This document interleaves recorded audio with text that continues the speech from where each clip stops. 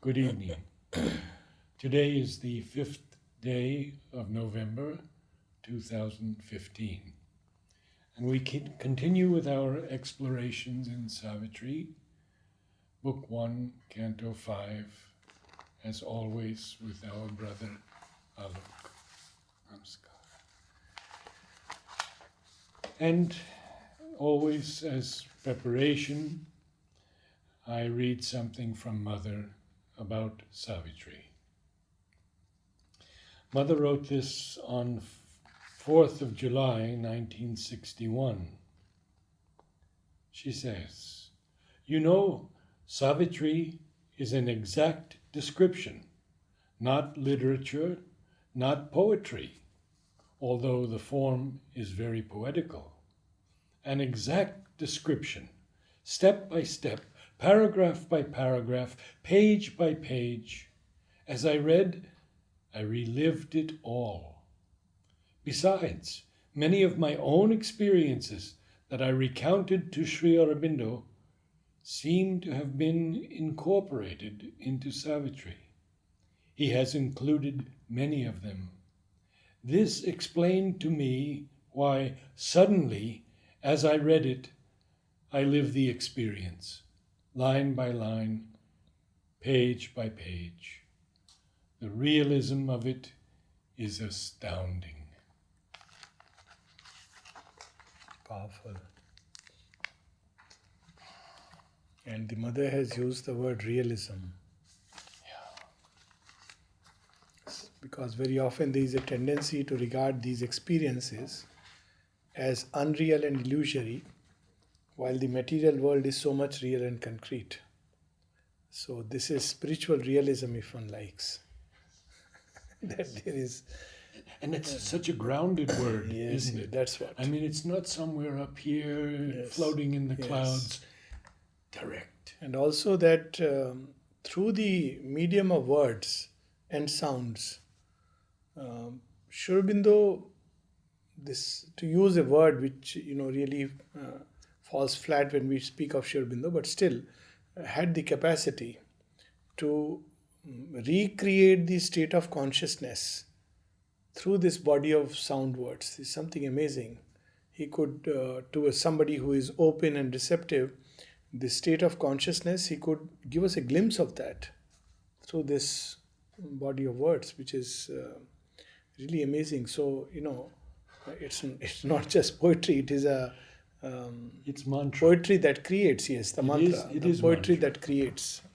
I think for me, all of Savitri is mantra. Yes, yes, yes. It may vary in its intensity in some areas, Yes. but it never falls below the Yes. level that he set Yes, for it. absolutely. So, and that is the main purpose, even with mother's writings. I was reading something very interesting. Someone asked the mother, "What is it that you put in your words which opens an inner door, makes certain things suddenly flash across and become clear to us?" And the question is almost running into 5-6 lines. And the mother replies in one word: consciousness. And then she says that, in fact, she says something very interesting. At one place, she says that prayers and meditations, it has the same vibration and a mantric quality as we find in Savitri. It's in that Blessings of Grace recently. It's a very powerful book. And we have Prithvi Singh's interesting statement to Sri Aurobindo that this was not Mother praying to the divine, Yes, yes, yes. but Mother teaching us How to pray, how to aspire. So the we're mysteries and now we are on the door of the mystery. We who regard this outer world as so much true and real, and believe, of course, ignorantly believe, and due to the veil of ignorance, that all else is simply an imagination, a hallucination, unreal, etc., etc. Here comes Sri Aurobindo's revelation. All's miracle here and can by miracle change. That's right. Absolutely right. This is that secret nature's edge of might on the margin of great immaterial plains, in kingdoms of an untrammeled glory of force, where mind is master of the life and form. See, it's so interesting that in each world, the different worlds have been created keeping one principle in the forefront and as a master where others must subordinate. So, in the material world, matter is the master, and mind and life and soul and spirit, everything else has been subordinated. And that's why they emerge with great difficulty, struggling. Yes. Whereas in the worlds of mind, the mind is the master and matter there. There also there is a matter because there is form, there is life because there is existence, there is energy, there are beings. But they are subordinated to the mind. And this explains the mystery. Very often when we say, oh, a thought can cure, yes, it's right. But very often then people ask that why doesn't it cure in everyone? Because matter also has to become receptive, open, and plastic. That is the big challenge of working with matter and upon earth. It must change its law of working, it must surrender, open, and receive, become receptive to the divine. Then there will be an authentic play of the divine upon earthly life.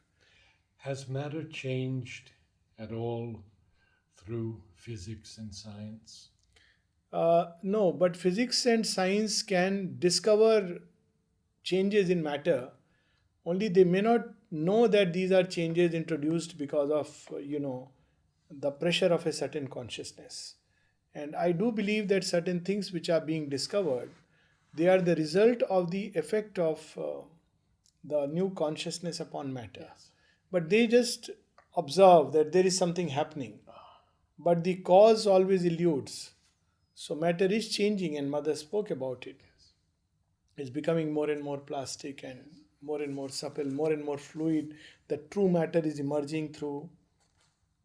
So this is the problem. But in that kingdom, those worlds where mind is master of the life and form, and soul fulfills its thoughts by its own power.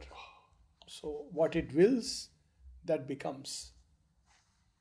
So you see, again, this is the big challenge, because if having inner experiences, many mystics had inner experience, but matter doesn't accept it, it doesn't receive it. It says, all right, you can have your inner experiences as many as you like, but I'll remain what I am, prone to disease, death, suffering, etc., etc. So the big challenge before Mother and Aurobindo was how to change matter, make it more receptive, more open to the light. And that in itself is a whole big branch of this yoga, which we find nowhere. This emphasis on matter, because it has to become plastic to the spiritual light. And this Holocaust of the Supreme Yes, was the only thing that could change it. yes. At one place, the mother also says that wherever we have put our feet, there light and hope has gone into matter. Otherwise, it's full of that darkness from which it has emerged. And we have that line in Savitri. We have that line. Where she presses her feet, course, course streams of an entrancing Yes, ananda. yes. In the mother, we have that. Yes. She meditates upon mighty words and looks on the unseen links that join the parted spheres. This she here is now the Mahamaya, as she is called in Indian thought, that she is the one who joins the higher and the lower. Aurobindo will go at great length to describe. So she receives within herself all the infinity of Brahman, but gives it finite forms and shapes. So that's how mind is Maya, and she is the presiding deity. She meditates upon mighty words and looks on the unseen links that join the parted spheres. Thence to the initiate who observes her laws, She brings the light of her mysterious realms. So, all that is concealed from us. But some who are initiates, to some whom she feels, decides, and knows they are ready, by her grace, she reveals the mystery. The mother speaks about this. This is also similar to the story of Sphinx, that she guards the gates of sleep, but to some she gives her secret. So, this is the secret she gives to those who are initiated and those who observe her laws, not who trample upon the laws that have gone into creation. They are not ready. They will move in a circle of disorder, disorganization. But those who observe the laws, now these laws are, of course, neither human laws nor moral and ethical laws, but the divine law which is there in creation, based upon oneness. And those who live according to that, she begins to reveal the mystery. Here, where he stands, his feet on a prostrate world, his mind no more cast into matter's mold, over their bounds in spurts of splendid strength, she carries their magician processes and the formulas of their stupendous speech, till heaven and hell become purveyors to earth, and the universe the slave of mortal will. So she has the secret of both, and she can reveal it, and she can slowly we begin to know, become aware that this earth is only a small fragment, and there are countless forces from all over which watch over it, which have their own influence upon it, and life blossoms under this dual work. And these forces begin to yield when, like Ashwapati, one has gone into the beyond, or of course by her grace. A mediatrix with veiled and nameless gods, whose alien will touches our human life. So she works mostly through the gods. They are the ones who carry that secret truth, that word, and then they leap into the creation and carry her fiat, carry her diktat. And based on that, they weave this warp and woof of creation. Imitating the world magician's ways, she invents for her self-bound free will its grooves. She plays at being bound, she plays at freedom. It's beautifully described in Indian thought as this Maya has two forms, two layers or two aspects to her. On one side, she is the Avidyamay Maya, one who creates the ignorance and forms of ignorance, and the other who is Vidyamay Maya, the one who creates forms based on oneness, who knows the oneness. And both these are necessary for the total world plan. So first we go through the forms of ignorance, the Avidyamay Maya, where we experience bondage. But it is a self-bondage. The soul has chosen to be in that, and she has created these bonds which are necessary for our growth. But a time comes when we must cross over to the other side. So this too is she. But we are repeatedly cautioned, especially in this yoga, because there is a tendency sometimes for people to say everything is mother. So someone asked Sri Aurobindo about it, that everything is mother. And Sri Aurobindo says, yes, that is true. But we are not to identify with the mother in the lower nature, but with the mother in the higher nature. So it's very interesting that these are forms of ignorance she has created for her own working. Even the darkest ones. There's a very interesting, in the Upanishads, there are Dash Mahavidyas, the 10 levels at which the Divine Mother resides. And Sri Aurobindo, hints at that even in Ahana. So the highest is Tripur Sundari, the most beautiful of all. The beauty that cannot be embodied in all the three worlds. But in the lowest, she becomes Dhumavati, her face covered with darkness. So, and in between at every plane, She is the master, and she creates energies, forms, beings, and processes appropriate to that plane. So she binds and she liberates when the time comes. So it's all her play. And feigns for magics and feigns for magic's freaks a binding cause.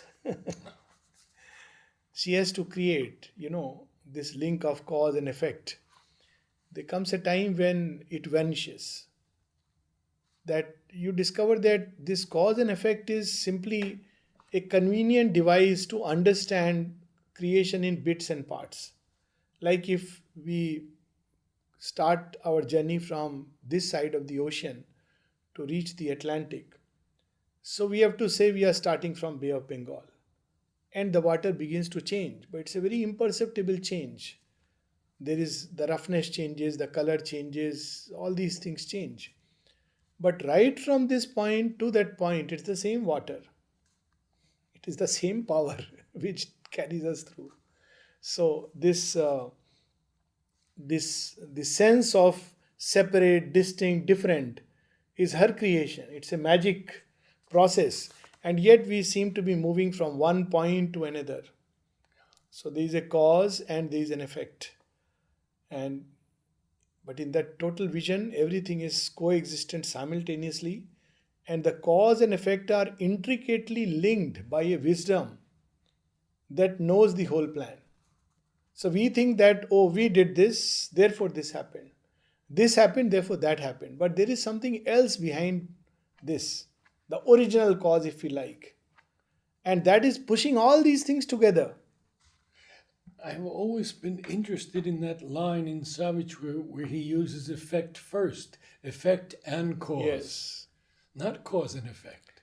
This is another thing which is very interesting, that karmic theory, Aurobindo is the first person, as far as I have read, and I have really read a lot, Eastern and Western, who in his interpretation of the karmic law, or in his vision of the karmic law, brings in the teleological aspect of the future. Normally we say our past karmas determine our present and the future. But the future is already drawing us through a series of consequences which seem to appear because of certain things done in the past. But it's the future which is drawing you through this whole chain. So again, like it's the future. And the mother has used the word super grace, which reorganizes things in our life, gives them a kind of consequence, and we wonder why. And people normally, blame it on the past. But it's not the past, it's the future which is drawing us through this whole series of seeming cause and effect. So the effect, the final thing, is the one which is the first. And in between there are series of causes and effects. So it's an amazing. All worlds she makes the partners of her deeds, accomplices of a mighty violence, her daring leaps into the impossible. All worlds, everything, the secret of everything is held by her. And what she will send where and when and why, none can understand. It's a magic process.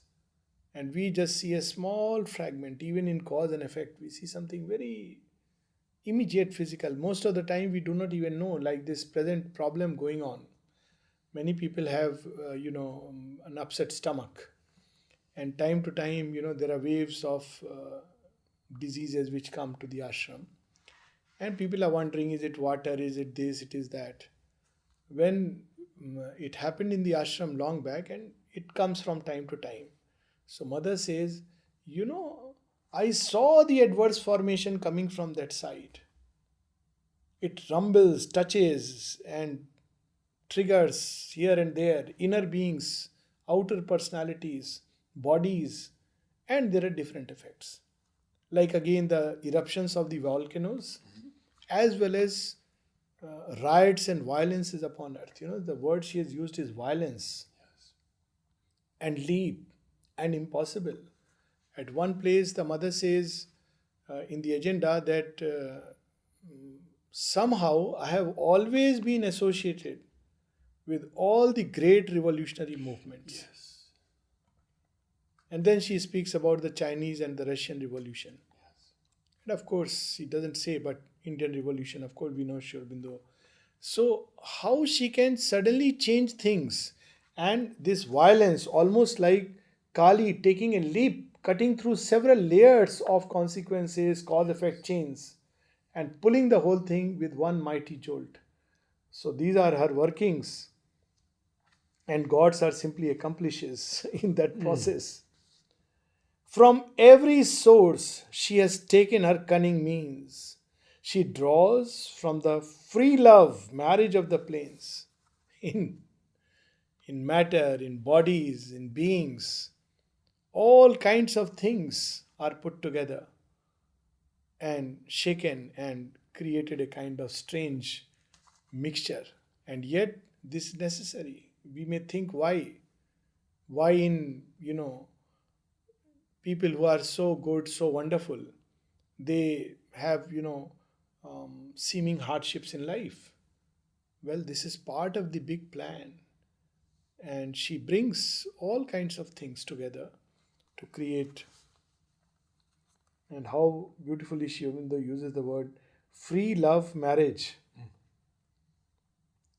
Of the Elements, plains. yes, elements for her creations tour de force. So somebody is walking on the way of the gods, and suddenly he trips over and falls on the ground and becomes a worm. There is a story in Indra's, the mighty king, that he has to be taught the lesson of humility. And Indra has that element in him which, where he becomes ambitious and proud.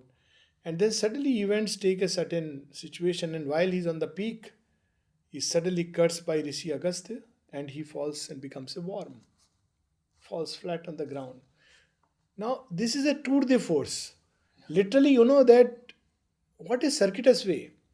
But this is how evolution takes place, because this teaches us the lesson of humility. And gods are there to ensure it. At one place, the mother says, man is greater than the gods, but he doesn't know it. And he will not know it as long as he is arrogant and proud. And that's why repeatedly he has to face the lesson of failure and fall so that he can become humble. Just to teach that much. In that little booklet,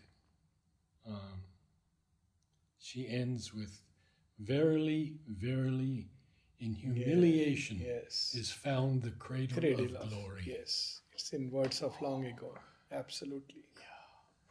So one has to go through this process, cyclic process. So, one doesn't understand what happened. It was something so nice, and people have their own interpretations. But behind it all, it is she who makes the being go through all kinds of experiences, the highs and the lows, eventually to prepare the being in its integrality for something else. So this is the truth which is being revealed. Now he gets into some incredible words. Yes. Oh, Why don't you read a bit of this? Yes. a wonder weft of knowledge incalculable. We can by no means of technology, mathematics, even Aurobindo used the word mathematized omnipotence. You cannot know. It's incalculable by any finite process. She has combined A to compendium. There's a line here. make Yes. a compendium of divine inventions feats. She has combined to make the unreal true or liberate suppressed reality. Divine invention. The sun and the stars. The ocean. So much power and lives within its limits. And out of matter, suppressed life begins to emerge.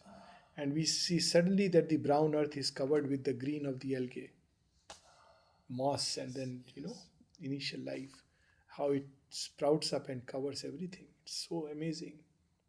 All these are divine inventions. It's amazing to me that many of these forms still persist Yes. from millenniums. Yes. No, there is a whole interesting story which is very, scientific truth, which is very interesting. We talk about the arbitrariness, the caprice, and how we are talking of that. And dinosaurs at one point had threatened the whole earth. It's a fact, because they were so mighty, and I mean, no creature could stand before them, and they could eat anything from plants to animals to anything that came their way. At that point, imagine of all the things, an asteroid comes and kills them in toto. The interesting part is this asteroid destroyed almost all forms of life on Earth. There were very few forms at that point of time. So the big documentary which had come on BBC. Of course, they don't interpret it this way, but how I looked at it is something very interesting. After that, after a while, the new forms of life again emerged, but they were much more in variety than the dinosaur, than the that dinosaur era. It's called some Paleozoic or something. I may be mistaken with the words. Subsequently, the life forms that came were many more, much more plastic, and that's how the earth has grown. So, how even it makes destruction a means for a manifold creation. So, it's amazing that how it works. In her unhedged Circean wonderland, So, pell-mell she shepherds her yes. occult mightinesses. So this, of course, Circean wonderland is the Greek reference to the Greek Yes, mythology, but the yes. word is now used even in English. Basically, Circe or Circe, she is the magician who would turn human beings into pigs, swines, by giving them something to eat, meat and wine, and then she would put a magic wand. So Odysseus comes across Coming in the ship, coming in the ship, and then first his followers go, all the other people go while he doesn't go, and they eat and drink, and then she turns them into pigs, basically changes human beings into an animal form. Then one of them somehow escapes because he had grown suspicious, and so he doesn't take the wine, and he somehow manages to escape and comes and tell Odysseus. So Odysseus is fine, so he also goes there, and she offers him the meat and the wine. So he feigns as if he is interested, but then suddenly at one point he unsheaths his sword and tells her that I am going to kill you if you don't. It's very interesting, actually, the story now that we are talking about it. Odysseus has been warned about it already, and he is told that she will even offer you to take you to the bed.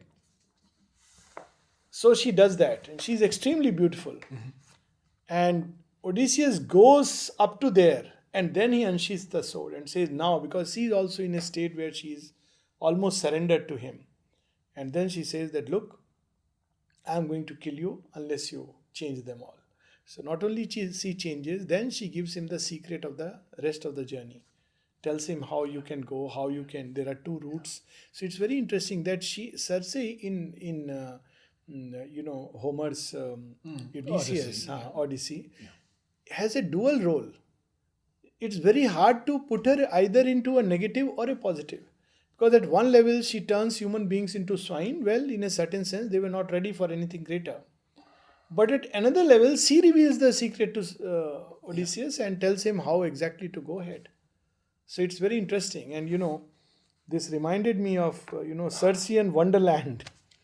Pell-mell she shepherds her occult mightinesses, her mnemonics of the craft of the infinite. So there it was, the wand and the magic formula, incantation. yes, The mnemonics. If you see how things are arranged, it's very interesting. They have their own rhythm, but we don't discover it. Because our intellectual language is, of course, become very fixed.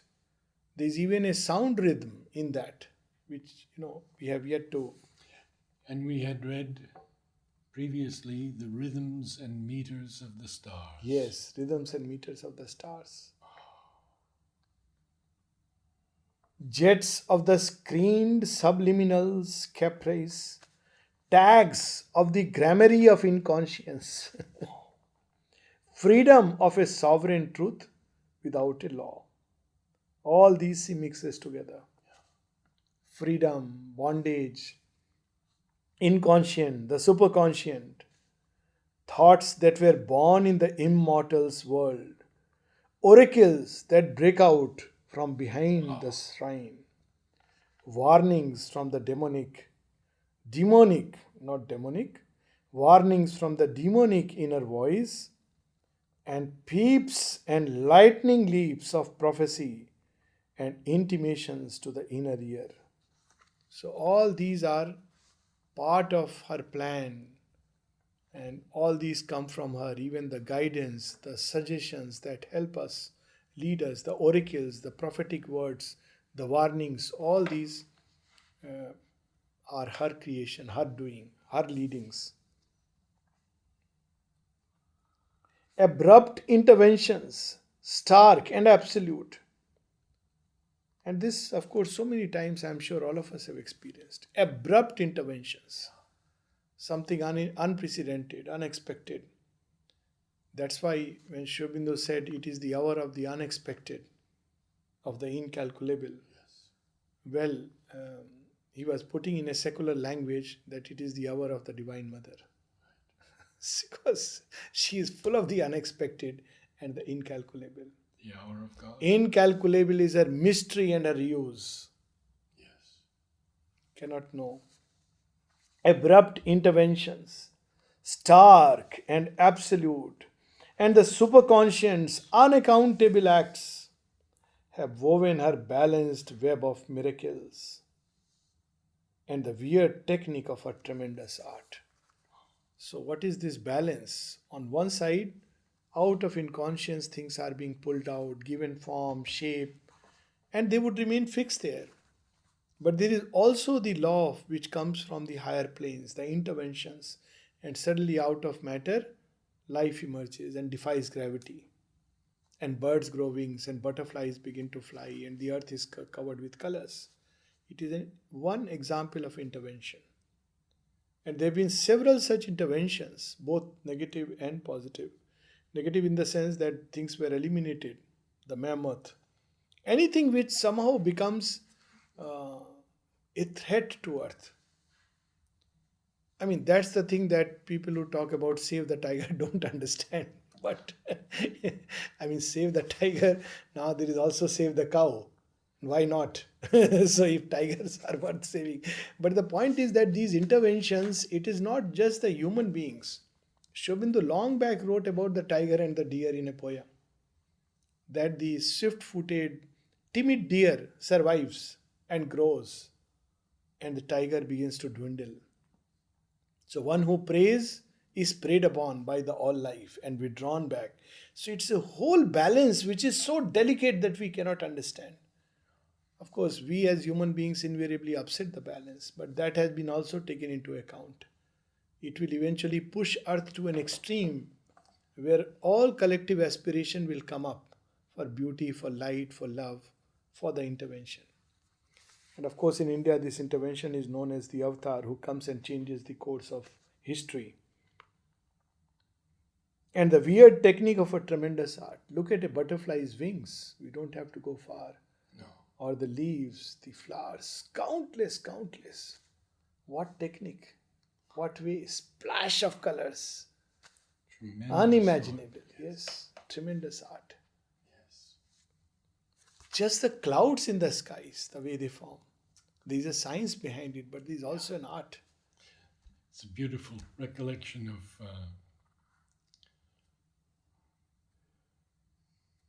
the Chilean poet who, Pablo, not coming, but he said, if I lived in Colombia, I would be a collector of clouds. Oh. Yes. Pablo Neruda. Yeah, yes. See that beauty of that beauty. sense. And so casually scattered. Yeah. So, this bizarre kingdom passed into his charge. Now comes the master stroke yes, that Ashwapati now mastered all this. It's weird. There's no logic to it. There's no cause and effect. Human reason, it defies all kinds of calculations and human reason. But Ashwapati now has the secret law, and she has bared all her truths before him. Bizarre, Sri Aurobindo has used the word bizarre because it defies any logic, any mental understanding. As one resisting more, the more she loves. Look, Sri Aurobindo's even understanding of human nature in its most delicate and sensitive aspects is so profound. On one side, it is the play of the Prakriti. On the other side, you can see that the feminine in various forms. As one resisting more, the more she loves. Her great possessions and her power and lore she gave, compelled with the reluctant joy. What words? I mean, what an amazing knowledge, intimate knowledge of humans' psychology, of the woman. People don't understand. But look here, Sri Aurobindo, even about this, that her great possessions and her power and lore she gave, compelled with a reluctant joy. Reluctant joy. She is refusing, resisting, and yet there is a joy in that giving, as if it is only to enhance the joy. It's, the more there is a resistance and reluctance, then the peak moment, the climax, has its own beauty. And how Sri Aurobindo has brought in what would normally could have passed as a banal moment Yes. into the most sublime truths ever revealed. Nature does that. For a long time, humanity tries to get a secret, tries, it resists. Then a time comes when she gives the secret. And it's amazing. Reluctant joy, and suddenly we see that there is a whole change in. And that beautiful. As one resisting Yes, more, the more she loves. Because she wants the lover to be ready, to be prepared. And not just like that, Yes. It's something amazing that, since we are at it, that in Indian thought, very often people speak about, nowadays about physical relation, and it's more like an animal kind. But there is another dimension to it which is revealed in Indian thought, that the actual act derives its importance, if at all, from the preparation that goes behind it. And that preparation it's described in elaborate details, that both the woman and the man prepared themselves in an elaborate way, including, chanting of mantras, purifying their being, something which is so sublime. I mean, it's unimaginable. There was an effort to even raise the most animal things into something very sublime. Tantra had a lot of this. Yes, lot of this. And how suddenly Sri Aurobindo brings this at a very different level altogether. That, nature resisting. And then the more she loves, the more she resists, because it's necessary for the progress, for the growth. If nature were to reveal all her truths to man, man will end up destroying each other. So she doesn't give it so easily. Hundreds and hundreds of years, scientists work, one pointed, many have perished, Marie Curie and her husband Pierre Curie. And then at some point, suddenly, nature reveals the secret. And how? By filling her body with cancer. Paradox. She who discovered the cure of cancer, she and her husband, of course, we have not recognized both age. He was the one who was working. And No, she was the one. Curie was, she was the one. So when he was working, then he died, and then she took over.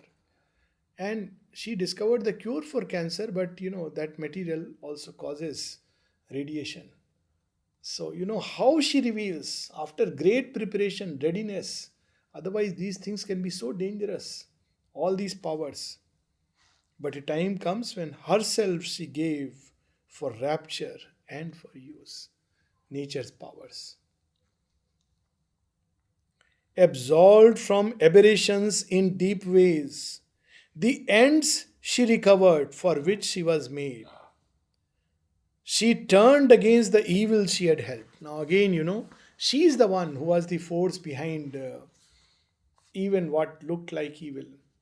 This is a very wide and profound truth Sri Aurobindo is revealing. Truth of the Tantra, but in a very, very vast way. There is a poem of Sri Aurobindo, Rakshasas. And there, all the gods go and pray, the seers and the gods go and pray to Krishna that Ravana is tyrannizing the earth. Please do something about it. And Sri Krishna says, well, he deserves it. For 1,000 years he has reigned, for another 1,000 he must reign. So, is that so? Yes, yes, he has deserved all this and he will reign. But yes, he will fall. A time will come for his fall also. But he has to give passage to the evolutionary force. So then the scene shifts and Ravana is praying before Kali. And Kali comes happy and says, ask what you want. And he says that if I have to fall, let me not fall to the gods. Let me not fall to this or that. Let me fall to the animal or man. And then Sri Aurobindo interprets it beautifully that Ravana the Asura is needed to subdue the Rakshasa in man. Asura is an intellectual, evil, but of an intellectual kind. The ideologue, who is very violent, but in the plane of ideas. We see them plenty, which go pass unnoticed. They are very, very violent, extremely violent, but purely in the realm of ideas. The Rakshasa is violent on the physical plane. Right. So he comes and subdues it. So all these impulses are sublimated into the ideologically intolerant Asura, who must dominate, who must crush all other kinds of ideologies. And then this too has to be sublimated into a more humanized form and ways of life, or a more simpler, or degenerate into a more simpler animal way of life. But these are the only two recourses left for it. But look at a point of time. Kali herself gives the strength and Kali herself slays. So the evil she had helped at a point of time, because then it was not evil, but a necessary stage in the progress. But a time comes when that which was necessary becomes evil. And then it must be destroyed and cast aside. Napoleon. Yeah. That she helps him. He is needed. The arm of God striding through Europe. Yeah, Sri Aurobindo's Yes. words. I saw God. Yes, it was God striding. Yes. But the day Napoleon goes into that state, I am France and France is me. Kali says, enough of it. You have done your bit. Out you go. So that's, the evil she had helped. Yes. So much bloodshed, so much, happened that time. She turned against the evil she had helped. Her engined wrath, her invisible means to slay, her dangerous moods and arbitrary force, she surrendered to the service of the soul and the control of a spiritual will. So that's how, Here is Ashwapati. yes, Ashwapati, who has mastered all these energies of nature. Again, in Perseus, we see that, Polydion, who represents an earlier stage of evolution, where he believes in human sacrifice and dark rituals. And for a long time, the kingdom thrived on that. And Poseidon was the deity who would, help. And then the time comes that this must change. So comes Athene and her child Perseus, who must liberate and change. It's a whole evolutionary story. Yeah. So Poseidon, the Rudra, that consciousness which is governing the earth must change now and evolve into the gentler, brighter and more luminous ways of Athene, the Maheshwari. So this is how the evolution takes place. And the deliverer comes. Deliverer comes. And both are her play. At one stage this is needed. At another stage, so all this she offered to Ashwapati, a greater despot, tamed her despotism. Here is a despot with his will that no, there is no other way you can make nature yield you. If you try with reason and logic to find her ways, you'll fail. You'll make systems, theories, conceptions, ways of knowledge, and she'll say, all right, I'll shut you in your philosophy. But you can master only by two ways, either a persistent will of the tapasvi or by surrendering to her and praying that you reveal your secret by your grace. She doesn't otherwise. Conquered, assailed, surprised in the fortress of herself, conquered by her own unexpected king. Who is the king? Self, with a capital S. he has come. And oh, you came? Then you see that all this play, the play of the bright and the dark, the gods and the titans, she had put as obstacles and helpers, because she knows she is waiting for him to come. But he must deserve. So he must battle with the titans, not be distracted by the lure of the gods, and prepared by both. Suddenly one day he arrives and says, "Here I am, your master." She has arranged the play. So it's so interesting. Powerful. Fulfilled and ransomed by her servitude. Look at these lines. Fulfilled and ransomed together. By her servitude, she yielded in a vanquished ecstasy. Her sealed hermetic wisdom forced from her fragments of the mystery of omnipotence. This is how her play has been arranged. She becomes the dark and she becomes the bright, conjured in Indian thought as Kali and Gauri. She is the dark mother, the mother of demons and the doers of violent deeds. They worship Kali. Kali the dark. I am not talking of Mahakali. And the gods worship her as Gauri, the fair one, the compassionate. But they are two aspects of the same mother. For the dark deities, she leans down in darkness, becomes dark, assumes their hue and color, leads them through the way of the battle and the rumor and the strength and violent deeds till they are ready. And when they are ready, she slays their heads and drinks their blood, purifies them of all that was dark inside, and they are reborn as the gods offered to Gauri. So this is her play. Yes. So we'll stop here.